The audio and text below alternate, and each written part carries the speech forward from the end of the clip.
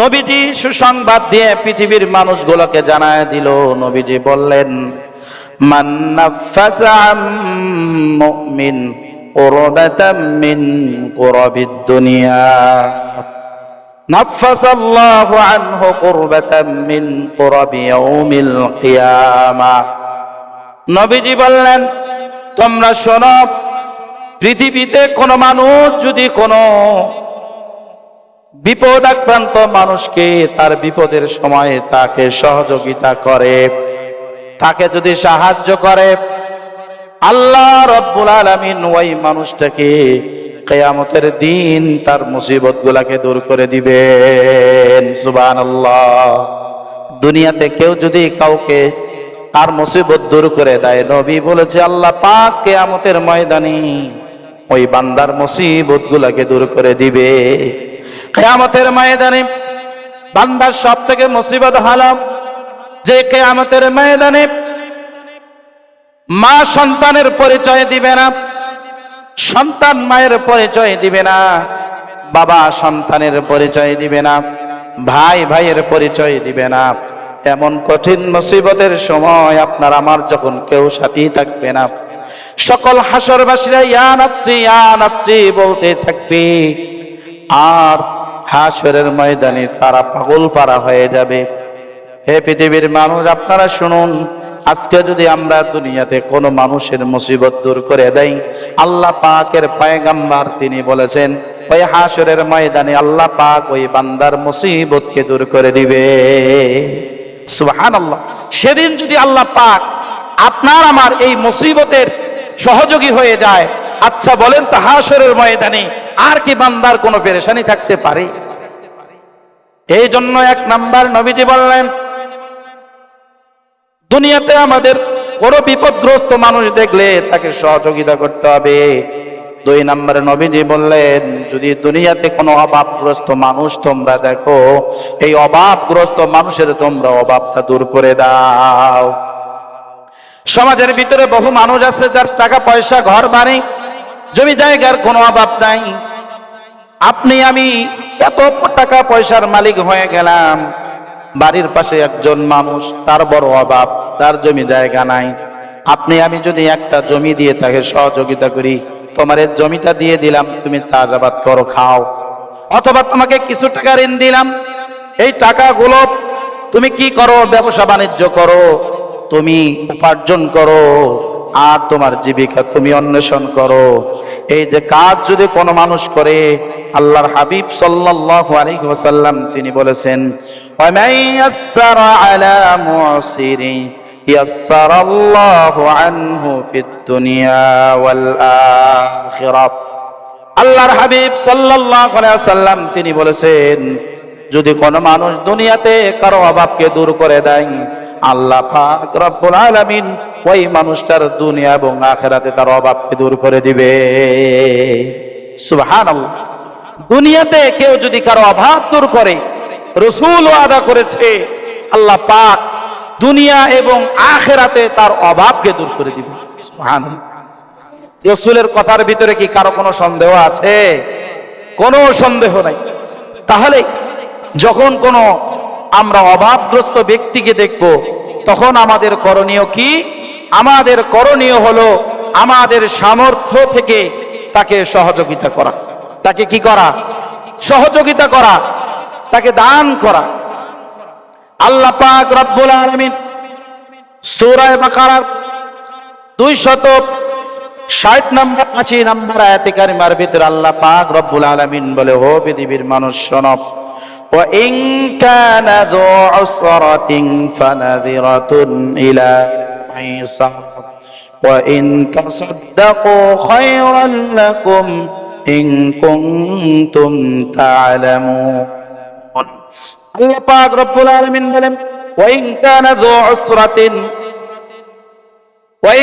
ذُو عُسْرَةٍ যদি কেউ তোমাদের ঋণ পরিশোধ করতে না পারে, তাহলে তোমরা তাকে কিছু সময় দাও। ফানাজিরাতুন ইলা মাইসারা, পরিশোধ করা পর্যন্ত তাকে তোমরা কিছু সময় দাও। মনে করেন আপনার কাছে একজন মানুষ ঋণ নিয়েছে, সময় ছিল 1 মাস কিন্তু দিতে পারতেছে না, আপনি তাকে আরো কিছুদিন সময় দেন। কি দেন বলেন? আরো কিছুদিন সময় বাড়াবেন। ঠিক আছে, পারতেছো না, তোমারে আরো 1 মাস সময় বাড়ায় দিলাম, কিংবা 2 মাস সময় বাড়ায় দিলাম। আল্লাহ পাক বলছে, ও বান্দা শোনো, ঋণ নিয়েছে কিন্তু পরিশোধ করতে পারতেছে না, তুমি তাকে সময় বাড়ায় দাও, মানে সুযোগ দাও। ওয়া ইন তাসাদদাকু খায়রান লাকুম, আর যদি তুমি সেটা তাকে সদকা করে দাও, মানে মওকুফ করে দাও, যে তুমি আমার কাছে যে 10,000 টাকা নিয়েছো, 500 টাকা নিয়েছো, তুমি আমাকে দিতে পারলা না, যাও তোমাকে সেটা আমি আল্লাহর রাস্তায় মাফ করে দিলাম। আল্লাহ পাক বলেন, ইন খায়রুল লাকুম, এটা হবে বড় উত্তম একটা কাজ। সুবহানাল্লাহ। ঋণ নিয়েছে, ঋণ দিতে পারতেছে না, আপনি তাকে ক্ষমা করে দিলেন, আল্লাহ পাক বলছেন খায়রুল লাকুম, এটা হবে উত্তম একটা কাজ। সুবহানাল্লাহ। ইন কুনতুম তা'লামুন, যদি তোমরা এটা জানো, যদি তোমরা এটা জানো, তাহলে তোমরা এই কাজটা কখনোই ছাইরা দিবা না। কি ছাইরা দিবা না? মানে ঋণ নিছে, ঋণ পরিশোধ করতে পারতেছে না, এটা তোমরা তাকে মাফ করে দিবা। এই যে এই বিষয়টা তোমরা যদি বুঝো, তাহলে তোমরা তাকে মাফ করে দিবা। কি করে দিবা? আর যদি আপনিও গরিব হন, তাহলে তাকে আপনি সুযোগ দেন। তাহলে কি দেন? সুযোগ দেন। 1 মাস সময় নিয়েছে, দিতে পারতেছে না, তো আরেক মাস সময় দিলাম। তো আজকে আমাদের সমাজে আমরা ঋণ দেই না, তার পিছনে আরেকটা কারণও আছে।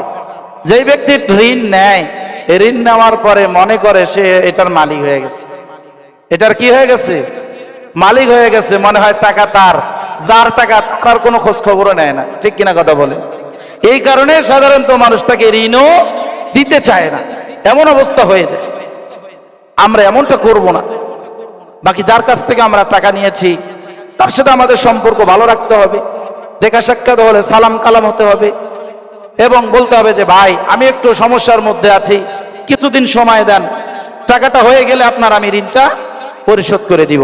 তাহলে 2 নম্বর, রাসূল করিম সাল্লাল্লাহু আলাইহি ওয়াসাল্লাম তিনি বলেছেন যে কোন অভাবগ্রস্ত মানুষের অভাবকে কি করে দেওয়া? দূর করে দেওয়া। যদি কেউ দূর করে, আল্লাহর হাবিব বলে দুনিয়া এবং আখিরাতে আল্লাহ তাআলা তার অভাবকে দূর করে দিবেন। সুবহানাল্লাহ। 3 নম্বরে নবীজি বললেন, অপর ব্যক্তির দোষ ত্রুটি গোপন রাখা। যদি আপনি আমি দুনিয়াতে কোনো মানুষের দোষ ত্রুটি গোপন রাখি, তাহলে আল্লাহর হাবিব সাল্লাল্লাহু আলাইহি ওয়াসাল্লাম তিনি বলেছেন, মান সাতারা মুসলিমান সাতারাল্লাহু ফিদ দুনিয়া ওয়াল আখিরাহ। যে ব্যক্তি দুনিয়াতে কোন মানুষের দোষ ত্রুটি গোপন রাখবে, আল্লাহর হাবিব সাল্লাল্লাহু আলাইহি ওয়াসাল্লাম তিনি বলেন, আল্লাহ পাক রব্বুল আলামিন ওই মানুষটার দুনিয়া এবং আখিরাতে তার দোষগুলো গোপন রাখবে। সুবহানাল্লাহ। দুনিয়াতে আমাদের সবারই কম আর বেশি দোষ ত্রুটি আছে না নাই? বলেন, আছে না নাই? আমি যদি আরেকজনের দোষগুলো গোপন রাখি, এই গোপন রাখার কারণে আল্লাহ পাক আমার যে দোষগুলো আছে, এই দোষগুলো হাসরের ময়দানে এবং দুনিয়াতে গোপন রাখবেন। আপনার আমার কি কোনো দোষ ত্রুটি নাই? আছে না নাই? বলেন, আছে না নাই? বলেন, অবশ্যই আছে। আল্লাহ যদি আমাদের দোষগুলোকে প্রকাশ করত, আমরা যে গুনাহগুলো করি, এই যে চুরি করি গোপনে, এই চুরি করার অপরাধের একটা যে আমার গুনাহ, এই গুনাহটাকে আল্লাহ যদি প্রকাশ করে দিত সমাজের মানুষের সামনে, আপনি আমি মুখ দেখাতে পারতাম না। কথা বলেন, ঠিক নেবে ঠিক? আপনি আমি ঘরের মধ্যে কত অপকর্ম করি, এই গুনাহগুলো, এই গোপন কাজগুলো, এই অপরাধগুলো যদি আল্লাহ আপনার আমার প্রকাশ করে দিত সমাজের মানুষের মাঝে, আপনি আমি আপনার চেহারা, আমার চেহারা আমি দেখাইতে পারতাম না। কথা বলেন, ঠিক নেবে ঠিক? এই জন্য রাসূল বলেছে, পৃথিবীতে যদি কোনো মানুষ কারো দোষ ত্রুটি গোপন রাখে, আল্লাহ পাক দুনিয়া এবং আখিরাতে তার দোষ ত্রুটি কি রাখবেন? বলেন, গোপন রাখবেন। 4 নম্বরে নবীজি বললেন, অপরকে সাহায্য করা। আল্লাহ নবী সাল্লাল্লাহু আলাইহি ওয়াসাল্লাম তিনি বলেন, আল্লাহু ফি আউনিল আবদি মা কানাল আবদু ফি আউনি আখি। আল্লাহ নবী বললেন, যখন কোন মানুষ কোন অপর ভাইয়ের সাহায্য করার জন্য লেগে যায়, যতক্ষণ পর্যন্ত এই বান্দা ওই অপর ব্যক্তির সাহায্য করতে থাকে, আল্লাহ পাক রব্বুল আলামিন ওই বান্দার সাহায্য করেন। সুবহানাল্লাহ। অর্থাৎ আপনি যদি কোনো মানুষের সাহায্যের কাজের মধ্যে লেগে যান। যতক্ষণ পর্যন্ত আপনি সহযোগিতা করবেন ততক্ষণ পর্যন্ত আল্লাহ পাক আপনার সহযোগিতা করবে। সুবহানাল্লাহ। এই জন্য অপরের সহযোগিতা করার দরকার আছে না নাই বলেন? অবশ্যই আমরা অপরকে সহযোগিতা করব। হযরত ওমর ইবনুল খাত্তাব রাদিয়াল্লাহু তাআলা আনহু থেকে হাদিস বর্ণিত, আল্লাহর নবী সাল্লাল্লাহু আলাইহি ওয়াসাল্লামের কাছে মানুষেরা এসে জিজ্ঞাসা করল, ইয়া রাসূলুল্লাহ ওয়া ইয়া হাবিবাল্লাহ, ওগো আল্লাহর নবী, আল্লাহ তাআলার কাছে কোন কাজটা বেশি প্রিয়? আল্লাহর নবী সাল্লাল্লাহু আলাইহি ওয়াসাল্লাম তিনি বললেন, মুমিনকে খুশি করা। এক নম্বরে কি বলেন? মুমিন ব্যক্তিকে খুশি করা। দুই নাম্বার হলো ক্ষুধার্তকে খেতে দেওয়া। তিন নাম্বার হলো বস্ত্রহীনকে কাপড় দেওয়া। চার নম্বরে নবীজি বললেন, কোন অভাবগ্রস্ত ব্যক্তিকে তার অভাবকে পূরণ করে দেওয়া। এই যে চারটি কাজ, এই চারটি কাজ আল্লাহ তাআলার কাছে বড় প্রিয়। বড় কি প্রিয়? তাহলে কয়টা কাজ বলেন তো সবাই? এক নাম্বার মুমিনকে খুশি করানো, মুমিনকে খুশি করানো। দুই নাম্বার ক্ষুধার্তকে তার যখন ক্ষুধা লেগেছে তাকে কিছু খেতে দেওয়া। তাকে কি দেওয়া? খেতে দেওয়া। কোন মানুষ যদি কাউকে খেতে দেয় আর সেটা যদি আল্লাহর জন্য হয়ে যায়, আল্লাহ পাক রব্বুল আলামিন তাকে দুনিয়া এবং আখিরাতে কল্যাণ দান করবে। বলেন সুবহানাল্লাহ। আল্লাহ রাব্বুল আলামিনের পয়গম্বরের কাছে একবার একজন ব্যক্তি, অপরিচিত ব্যক্তি আসার পরে আল্লাহর নবীকে বলল, ইয়া রাসূলুল্লাহ ওয়া ইয়া হাবিবাল্লাহ, ওগো আল্লাহর নবী, আমি বড় ক্ষুধার্ত, আপনি আমার জন্য খাবারের ব্যবস্থা করে দিন। নবীজি তৎক্ষণাৎ তার বিবিদের কাছে মানুষ পাঠায়া দিল, যাও ঘরের মধ্যে কোনো খাবারের ব্যবস্থা আছে নাকি। সকল বিবিদের কাছে চলে গেল সাহাবায়ে কেরাম, সকল ঘরে তাশ করা হলো, কোন ঘরের ভিতরে কোনো খাবারের ব্যবস্থা নাই। সাহাবায়ে কেরাম নবীজির কাছে ফিরে আসলেন, নবীজিকে জানালেন। আর নবীজি উপস্থিত সাহাবাদেরকে বলল, আমার একজন মেহমান আছে, এই মেহমানকে মেহমানদারি করানোর জন্য তোমাদের মধ্যে এমন কি কেউ আসো নাকি? একজন সাহাবী দাঁড়ায় গেল, ইয়া রাসূলুল্লাহ ওয়া হাবিবাল্লাহ, আমি আপনার মেহমানের মেহমানদারির দায়িত্ব নিলাম। সাহাবী যখন মেহমানকে নিয়ে বাড়ির মধ্যে চলে গেল, বাড়িতে যাওয়ার পরে বিবিকে জিজ্ঞাসা করলো, বিবি, নবীজির মেহমান আমার ঘরে আসছে, ঘরে কি কোনো খাবারের ব্যবস্থা আছে নাকি? বিবি বলে, ঘরে তো তেমন খাবারের কোনো ব্যবস্থা নাই, সামান্য কিছু খাবার আছে, যে খাবারটা আপনার আমার জন্য না, মেহমানের জন্য না, বরং খাবারটা হলো আমাদের ছোট ছোট বাচ্চাগুলোর জন্য। স্বামী বলল, যা আছে তুমি তাই রান্না করা শুরু করে দাও, আর আলোটাকে একটু বাড়ায় দাও, আস্তে আস্তে রান্না করো, আর আমাদের বাচ্চাদেরকে এ কথা তুমি বুঝাও যে রান্না হচ্ছে, আর এই ফাঁকে যেন বাচ্চারা ঘুমিয়ে যায়। বাচ্চারা কি যায়? ঘুমিয়ে যায়। বাচ্চা যখন ঘুমিয়ে যাবে, আর এই যে খাবারটা আছে, এই খাবারের মাধ্যমে আমরা মেহমানের মেহমানদারি করাবো। সুবহানাল্লাহ। আমার বন্ধুগণ, এমন অবস্থা তৈরি হয়ে গেল, সাহাবীর কথা অনুযায়ী তার স্ত্রী রান্না শুরু করলো। বাচ্চারা মনে মনে ভাবলো রান্না হচ্ছে, কিছুক্ষণ পরে মা আমাদেরকে খেতে দিবে। কিন্তু বিষয় তো ভিন্ন। এরকম ভাবে এক পর্যায়ে দেখা গেল বাচ্চাগুলো ঘুমিয়ে পড়লো। স্বামী তার স্ত্রীকে বলল, আমার স্ত্রী শোনো, আমরা যখন একই দস্তরখানার মধ্যে খেতে বসবো, তুমি কৌশলে বাতিটাকে বন্ধ করে দিবা, যাতে করে মেহমান বুঝতে না পারে, আর আমি খাবারের ভান করব, আর মেহমান মনে করবে আমি খাচ্ছি, এই মনে করে মেহমান খেতে তৃপ্তি অনুভব করবে। সাহাবী মেহমানের সাথে খেতে বসলো, স্ত্রী কৌশলে বাতিটাকে বন্ধ করে দিল, আর এরকম ভাবে ওই সাহাবী মুখ নোড়াচ্ছিল, এমন ভাবে ভান করতেছিল মনে হয় সাহাবীও তার সঙ্গে খায়, কিন্তু খায় নাকি বলেন? খায় না। খায় নাকি বলেন? খায় না, শুধু মুখ নড়ায়, কিন্তু খায় না। সে বুঝাচ্ছে যে আমিও কি আপনার সাথে খাইতেছি। এই দৃশ্য সাহাবী সে এরকম ভাবে মুখ নড়াচ্ছিল, আর মেহমান তৃপ্তি সহকারে খেয়ে যখন পরের দিনে সাহাবী নবীজির সামনে উপস্থিত হলো, আল্লাহর হাবিব সাল্লাল্লাহু আলাইহি ওয়াসাল্লাম তিনি ওই সাহাবীকে দেখে তিনি মুস্কি হাসি দিলেন। বলেন সুবহানাল্লাহ। সাহাবী তো কিছুই বুঝতে পারলো না ব্যাপারটা কি, নবীজি কেন আমাকে দেখে মুস্কি হাসে। নবীজি বলে যে তোমাদের যে দৃশ্য মেহমানের মেহমানদারির, এই দৃশ্য দেখে স্বয়ং আল্লাহ পাক তিনি হাসি দিয়েছেন এবং কোরআনের আয়াত নাজিল করেছেন। সুবহানাল্লাহ। আল্লাহ তাআলা এই মেহমানদারি করার কারণে আল্লাহ তাআলা সূরা হাশরের 9 নম্বর আয়াতে কারিমাতে আল্লাহ তাআলা নাজিল করেছেন। সুবহানাল্লাহ। তাহলে দেখেন, একজন অভাবগ্রস্ত ব্যক্তিকে যখন আপনি সহযোগিতা করবেন, ক্ষুধার্তকে আপনি খেতে দিবেন, তখন খুশি হয়ে যায় কে? আল্লাহ। এজন্য আমাদের করণীয় কি? আমরা কি করব বলেন? যখন কোন ক্ষুধার্ত ব্যক্তি পাবো তখন তাকে আমরা খেতে দিব। এটা কয় নাম্বার? 4 নাম্বার।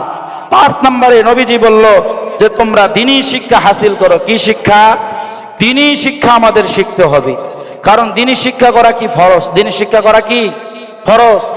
হাদিসে পাকের ভিতরে আসছে, আল্লাহর নবী সাল্লাল্লাহু আলাইহি ওয়াসাল্লাম তিনি বলেন, মান সালাকা তরিকাই ইয়ালতামিসু ফীহি ইলমান সাহালাল্লাহু লাহু তরিকান ইলাল জান্নাহ। যে ব্যক্তি ইলমে দ্বীন শিখার জন্য ঘর থেকে বের হবে, আল্লাহ পাক রব্বুল আলামিন ওই মানুষটার জান্নাতের পথকে সহজ করে দিবেন। সুবহানাল্লাহ। যে ব্যক্তি ইলমে দ্বীন শিখার জন্য ঘর থেকে বের হয়, আল্লাহ পাক তার জান্নাতের পথকে সহজ করে দেয়। বলেন সুবহানাল্লাহ। 6 নম্বরে নবীজি বলেছে, তোমরা কোরআন শিখো। কি শিখো? কোরআন শিখো, কারণ কোরআন শিক্ষা করা ফরজ। কোরআন শিক্ষা করা কি বলেন? ফরজ। হাদিসে পাকের ভিতরে আসছে, খায়রুকুম মান তাআল্লামাল কুরআনা ওয়া আল্লামা। নবীজি বলতেছে, তোমাদের মধ্যে সর্বোত্তম ওই ব্যক্তি যে নিজে কোরআন শিখে এবং অপরকে কোরআন শিখায়। বলেন সুবহানাল্লাহ। এক হাদিসের ভিতরে রাসূল করিম সাল্লাল্লাহু আলাইহি ওয়াসাল্লাম তিনি বলেন যে সকালবেলা কোরআনের একটি আয়াত শিক্ষা করা 100 নফল রাকাত নামাজ পড়ার থেকে উত্তম। বলেন সুবহানাল্লাহ। কোরআনের একটা আয়াত শিক্ষা করা 1 রাকাত নামাজ পড়ার থেকে 100 রাকাত নামাজ পড়ার থেকেও কি উত্তম। আর সকালবেলা একটি মাসআলা শিক্ষা করা 1000 নফল নামাজ পড়ার থেকে উত্তম। সুবহানাল্লাহ। সে যে মাসআলাটা শিখলো, এই মাসআলার উপরে সে আমল করুক আর নাই করুক, মাসআলা শিখার দ্বারা আল্লাহ পাক তার আমল নামায় 1000 নফল নামাজ পড়ার সওয়াব দান করবেন। তাহলে আমরা যে 6টি বিষয় জানতে পারলাম, এই 6টি বিষয়ের উপরে যদি আমরা আমল করতে পারি, আল্লাহ তাআলা আমাদেরকে দুনিয়া এবং আখিরাতে আল্লাহ তাআলা আমাদেরকে উত্তম জাযায়ে খায়ের দান করবেন। বলে আমিন।